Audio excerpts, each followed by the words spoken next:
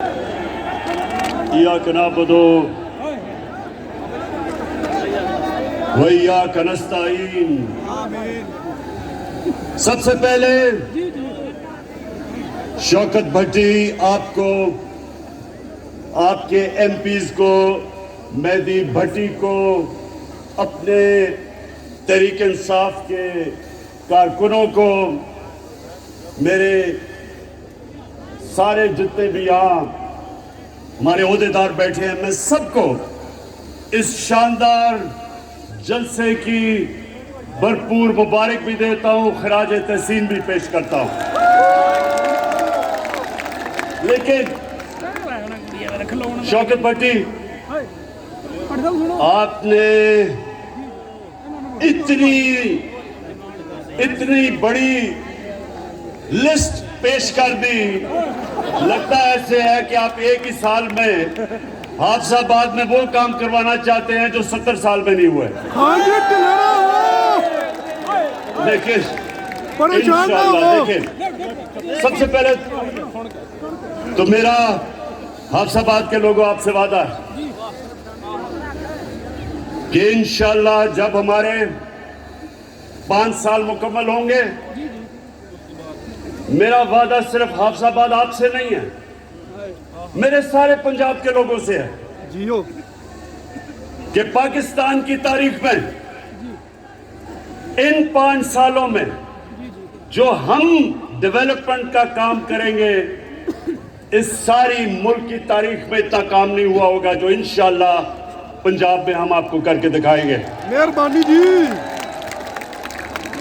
अब मैं हाफिजाबाद के नौजवानों, मैं आपका सबका जुनून देख रहा हूँ, मैं ये चाहता हूँ अभी मरवाओ।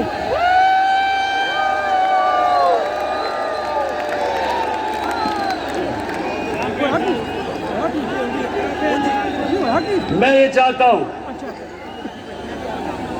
कि ये जो आज मैं आपसे बातचीत करने आया हूँ, आपने बड़े तहम्मुल से और आराम से मेरी बात सुननी है। मैं सबसे पहले एक चीज आपसे पूछता हूँ, क्योंकि आप बाशऊर लोग हैं, मुझे ये बताएं कि इमरान खान को सियासत में आने की जरूरत क्या थी 25 साल पहले? अल्लाह इमरान खान को सब कुछ दे चुका था, जो भी मैं जिंदगी में चाहता था अल्लाह वो दे चुका था। मैं सिर्फ एक वजह से आया था, और मैं नौजवानों आपके लिए, क्योंकि आप इस मुल्क का मुस्तकबिल है। मैं ये चाहता हूं बड़े गौर से आप मेरी बात सुने। बंदा बन पाकिस्तान क्यों बना था? ये मुल्क इलामा इकबाल की जो ख्वाब थी, हम सब अपने आप से पूछे कि क्या जरूरत थी पाकिस्तान की बनाने की? ये एक बड़े मकसद के लिए बना था, और आप अगर जब तक इसको नहीं समझेंगे, हम कौम नहीं बनेंगे। क्योंकि एक कौम तब बनती है वो जब एक नजरिए पे खड़ी होती है। नजरिए के बगैर कौम नहीं बन सकती। वो एक अवाम का हजूम होता है, उसके अंदर कभी आप सुनेंगे कि जाग पंजाबी जाग, कभी आप सुनेंगे सिंधु जैस, कभी पख्तूनिस्तान, कभी बलूचिस्तान की आजादी की तहरीक। क्योंकि जब तक मेरी कौम को मकसद ना पता चले पाकिस्तान बनाने का, हम कौम नहीं बन सकते। और जब एक कौम अपने नजरिए से हटती है, मेरे पाकिस्तानियों, वो कौम तबाह हो जाती है। हमने एक अजीम कौम बनना था, नहीं बने। और आज मैं आप सबके सामने पहले तो ये रखता हूं कि नजरिया था क्या पाकिस्तान का। نظریہ پاکستان کا علامہ اقبال نے بڑا واضح کیا تھا کہ ہم نے وہ ریاست بننی تھی جب ساری قوم نے اکٹھا ہونا تھا اس نظریے پہ جو نظریہ ہمارا نبی صلی اللہ علیہ وسلم کا تھا، اور انہوں نے ایک ریاست بنائی تھی، مدینہ کی ریاست۔ وہ کیوں اللہ ہمیں کہتا ہے کہ اپنے نبی کی سنت پہ چلو؟ کیونکہ وہ مدینہ کی ریاست کے اوپر کئی صدیوں تک مسلمانوں نے دنیا کی امامت کی۔ جیسے جیسے وہ ان اصولوں سے پیچھے ہٹتے رہے، مسلمان نیچے آتے رہے۔ تو میرے نوجوانوں، میں نے فیصلہ کیا کہ میں اپنی قوم کو اس کی تربیت کے لیے ایک اتھارٹی بناؤں جس کا نام رحمت للعالمین اتھارٹی ہے۔ اس کا مقصد کیا ہے؟ اس کا مقصد اپنے نوجوانوں کو، اپنے اسکول کے بچوں کو، سب کو بتانا کہ ہمارے نبی صلی اللہ علیہ وسلم کی سیرت کیا تھی، ان کا راستہ کیا تھا۔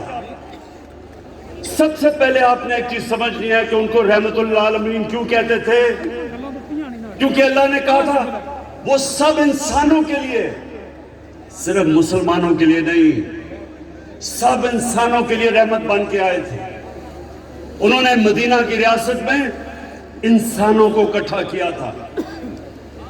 اس میں عیسائی بھی تھے، اس میں یہودی بھی تھے، اس میں کافر بھی تھے، ان سب کو انہوں نے انسانوں کو اکٹھا کیا تھا ایک نظریے پہ۔ اور وہ نظریہ یہ تھا مدینہ کی ریاست میں کہ سب سے پہلے ریاست میں عدل اور انصاف ہوگا۔ ریاست انسانوں کو ایک ہی قانون سب انسانوں کو رکھے گی، یعنی کہ طاقتور اور کمزور ایک ہی قانون کی حکمرانی، انصاف۔ دوسرا ریاست میں اصول تھا انسانیت، فلاحی ریاست، دنیا کی تاریخ کی پہلی فلاحی ریاست بنی تھی۔ اور تیسری خودداری، کہ وہ ریاست ایک آزاد ریاست تھی۔ اور ان تینوں کے اوپر بھی میں بات کروں گا، لیکن انہوں نے اس سے عوام کے لیے اللہ نے مدینہ کی ریاست میں جو قرآن کی آیت تھی، امر بالمعروف ونہی عن المنکر، اللہ نے انسانوں کو کہا کہ ریاست کی تو ذمہ داری انصاف دینا، خوددار قوم، انسانیت، فلاحی ریاست، لیکن عوام کی ذمہ داری کیا تھی کہ تم اچھائی کے ساتھ کھڑے ہوگے اور برائی کے خلاف جہاد کرو گے۔ یہ سمجھیں کہ اللہ نے انسان کو یہ اجازت نہیں دی تھی کہ ایک طرف برائی ہو رہی ہو اور آپ انسان کہے جی کہ میں تو کسی کی طرف بھی نہیں ہوں۔ یہ میں 25 سال سے اپنی قوم کو بتا رہا ہوں کہ جب تک ایک قوم برائی کے خلاف نہیں کھڑی ہوگی، اس قوم میں برائی بڑھ جائے گی، وہ قوم آگے نہیں بڑھے گی۔ جب ایک قوم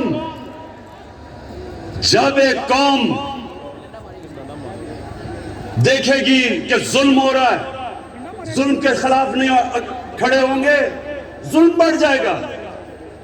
جب ایک قوم دیکھے گی کہ کرپشن بڑھ رہی ہے اور قوم کچھ نہیں کرتی، تو معاشرے میں کرپشن بڑھ جائے گی۔ جب ہم آپ دیکھتے ہیں کہ معاشرے میں سیکس کرائم بڑھتی جا رہی ہے، بچوں سے زیادتیاں، ریپ، یہ معاشرہ اس کا مقابلہ کرتا ہے۔ تو میں سب سے پہلے اپنی قوم کو یہ بتانا چاہتا ہوں کہ میں 25 سال سے اپنی قوم میں تبلیغ کر رہا ہوں کہ آپ کے اوپر فرض ہے کہ ہم سب، اگر ہم نے عظیم قوم بننا ہے تو ہمیں سب اچھائی کا ساتھ دینا ہے۔ ہم جب دیکھیں کہ ملک کے نامور کرپٹ لوگ، مجرم، عدالتوں میں جن کے کیس، وہ جب سب کھڑے ہو کے ایک طرف کوشش کرتے ہیں کہ ملک کی ریاست کو گرانے کے لیے، پیسہ چلانے کے لیے، لوگوں کو خریدنے کے لیے، چوری کے پیسے سے لوگوں کے ضمیر خریدنے کے لیے، تو ریاست کی ذمہ داری ہوتی ہے اس کے خلاف آواز بلند کرنا، عوام کی ذمہ داری ہوتی ہے، عدلیہ کی ذمہ داری ہوتی ہے، الیکشن کی ذمہ داری ہوتی ہے۔ قوم مقابلہ کرتی ہے اس کا۔ میں نوجوانوں مغرب میں اپنا بڑا ٹائم گزارا،